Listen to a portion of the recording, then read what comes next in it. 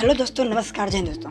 दोस्तों आज की इस वीडियो में हम बात करने वाला है the psychology of money by Morgan houses. दोस्तों इस बुक से आज मैं आप लोगों के साथ कुछ लेसन शेयर करने जा रहा हूँ जो मेरी तो ज़िंदगी बदल रही है और मेरे साथ कई लोगों की भी ज़िंदगी बदल चुकी है। इस वीडियो में आप जानोगे कि कैसे कोई अमीर आदमी कैसे गरीब हो जाता है और कैसे कोई गरीब आदमी धीरे धीरे होता चला जाता है। साथ ही कुछ स्टोरीज आपके साथ मैं शेयर करने वाला हूँ जो आपको आपके फाइनेंशियल डिसीजन लेने पर बहुत हेल्प करने वाले हैं। ये वीडियो बेस्ड है पूरी आपकी फाइनेंशियल पूरी साइकोलॉजी पर कि हम लोग पैसे के बारे में क्या सोचते हैं और एक्चुअल में इसके पीछे की साइकोलॉजी क्या रहती है। इस वीडियो को दोस्तों ध्यान से देखिएगा क्योंकि ये वीडियो आपके फाइनेंशियल नॉलेज को बहुत ज़्यादा इंप्रूव कर देगा। तो let's begin. Number 1 is true wealth is what you don't see. दोस्तों एक तरफ होती है एक लग्जरी कार, बढ़िया सा बहुत बड़ा बंगला, इंस्टा पर बहुत वैकेशन के फोटोज। दोस्तों ये सारी चीज़ें जो हमें क्लियरली दिखते हैं और दूसरी तरफ वे जो हमें नहीं दिखाई देते, उस घर या कार का लोन का EMI, उस आदमी के ऑफिस के स्ट्रेस और उस स्ट्रेस के वजह से उसके घर में होने वाले रोज के झगड़े, ये सारी चीज़ें जो हमें दिखाई नहीं देती। जो हमें दिखता है वह एक्चुअल में पूरा पिक्चर नहीं होता, लेकिन जाने अनजाने में ये चीज़ें हमें गलत तरीके से सोचने पर मजबूर करती हैं। जब हम कोई लग्जरी कार या बहुत बड़ा बंगला, दूसरों के वेकेशंस के फोटोज को हम लोग देखते हैं, तब ये सारी चीज़ें हमें सोचने पर मजबूर कर देती हैं कि काश मेरे पास भी ऐसी कार होती, काश मैं भी ऐसी जगह घूमने जाता, काश मेरी लाइफ भी इसके जैसी होती। हम ये नहीं सोचते कि उन लोगों की लाइफ में एक्चुअल में ये सारी चीज़ें है या नहीं। हम उन लोगों की लाइफ के कुछ ब्राइट चीज़ें ही देख पाते हैं। और दोस्तों ये हमेशा ये चीज़ याद रखनी चाहिए कि जिस वजह से उस आदमी जैसे कोई कार ली है, वो समझता है कि कार लेने से वो लोग उसकी इज्जत करेंगे, लेकिन एक्चुअल में लोग उसकी नहीं बल्कि उसकी कार की इज्जत करते हैं। यकीन नहीं तो सोचिए, आपने आज तक कोई बहुत बड़ी कार, लैम्बोर्गिनी या कोई अच्छी कार देखी तो क्या आपने ये ऐसा नहीं सोचा कि वाह क्या कार है, कि आपने ये सोचा कि वाह क्या आदमी है? नहीं ना। दोस्तों एक्चुअल में होता ऐसा ही है।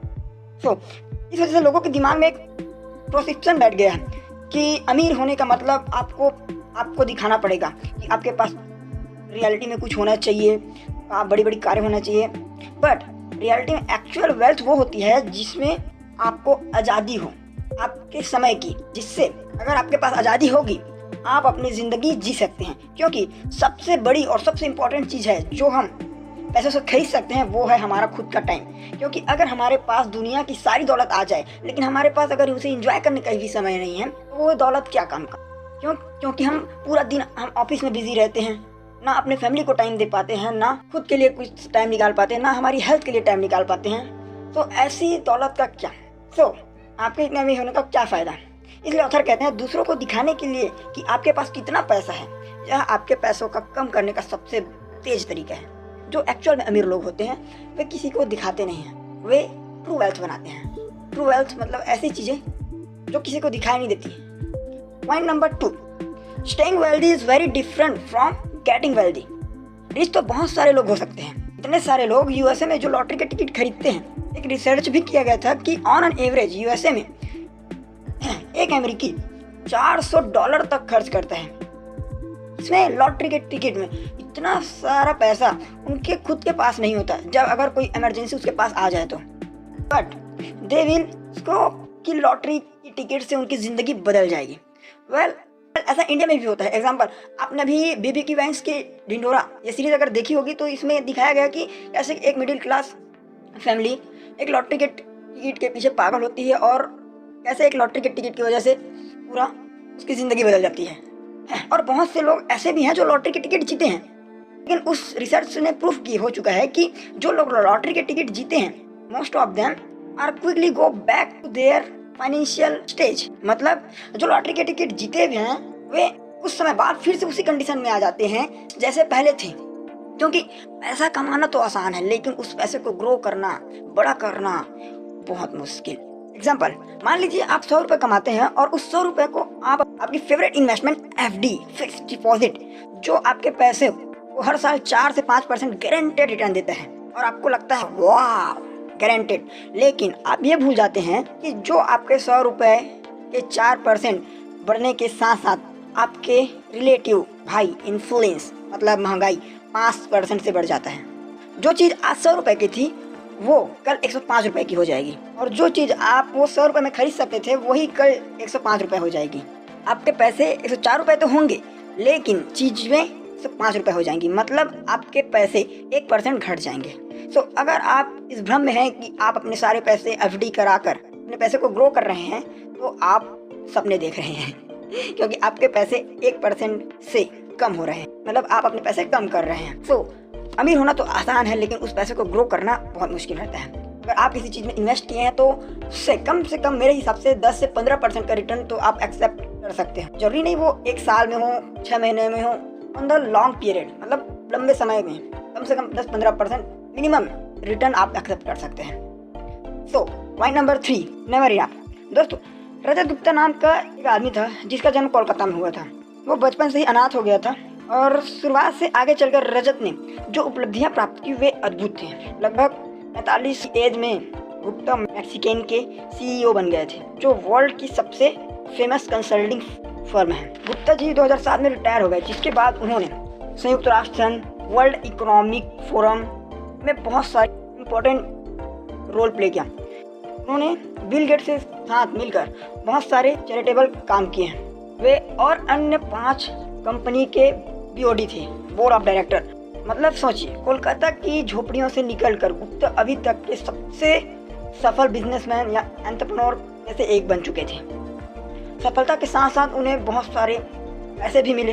2008 की खबरों के अनुसार गुप्ता की नेटवर्थ 100 मिलियन थी और इतना सारा पैसा मैक्सिमम लोगों के लिए बहुत अगर उस राशि का 5% प्रतिदिन का निकाले तो लगभग $600 प्रति घंटा वे जनरेट करते थे।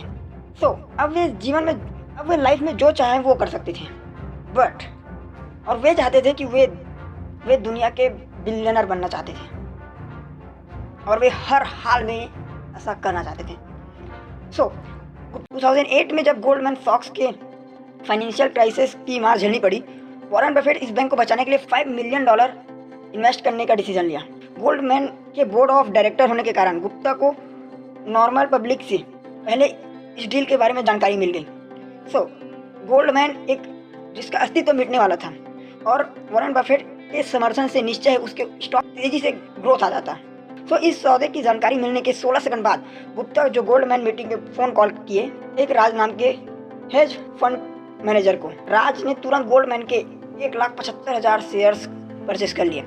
सो अब आप समझ ही सकते हैं कि फोन पर क्या बात हुई होगी। सो कुछ घंटे बाद जनता के सामने वॉरेन बफेट गोल्डमैन की डील की घोषणा करते हैं और गोल्डमैन के स्टॉक में उछाल आ जाता है। सो ये पैसे कमाने का आसान तरीका तो था, लेकिन पिक्चर अभी बाकी है। कुछ समय बाद गुप्ता और राज के दोनों के भीतरी लेन देन के जुर्म में जेल चले गए और दोनों का करियर और फेम हमेशा के लिए तबाह हो गया। सो इस स्टोरी से हम क्या सीख सकते हैं? आज के डेट में हमें देखते हैं कि ये दुनिया के इतने अमीर इंसान हैं, लेकिन एक्चुअल में हमें अच्छे लाइफ के लिए कितने सारे पैसे की ज़रूरत होती है। सो इसका एक क्राइटेरिया तैयार करना बहुत ज़रूरी है, नहीं तो हम भी गुप्ता के जैसे और ज़्यादा पैसा, कोई भी चीज़, चाहे वो पैसा हो या कोई खाना हो या कोई भी चीज़ जो ज़्यादा होता है वो हमेशा हानिकारक होता है। तो क्योंकि जो चीज़ें आपके लिए इम्पोर्टेंट है वो है आपका नाम, आपका फ्रीडम, आपका फैमिली, आपके फ्रेंड्स, वे जिन्हें आप प्यार करते हैं, वह हैप्पीनेस, ये सारी चीज़ें अमूल्य है। तो दोस्तों, यह एक ऐसी रेस है जिसमें अगर आपको जीतना है तो इसका सबसे अच्छा रास्ता ये है कि इसमें कभी भाग ही ना लो।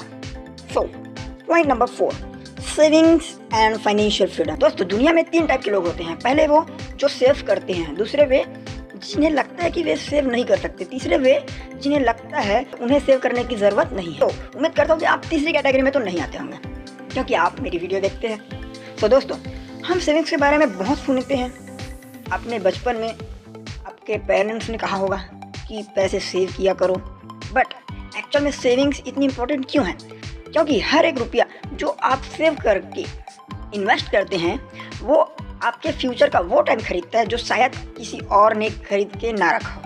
इसलिए ऑथर कहते हैं कि अगर आपकी सैलरी कम भी हो और आपको अमीर बनना है तो आपको सेविंग्स करके इन्वेस्टिंग करना चाहिए। कई लोग बोल रहे हैं मेरी सैलरी तो इतनी है तो मैं क्या करूं? दोस्तों, सैलरी चाहे ज़्यादा हो या कम, मैटर वो नहीं, मैटर ये करता है कि आप अपनी सैलरी का मिनिमम 10% सेव करें और सेव करके आप उसे जो आपको अच्छा लगे उस चीज़ में इन्वेस्ट करें।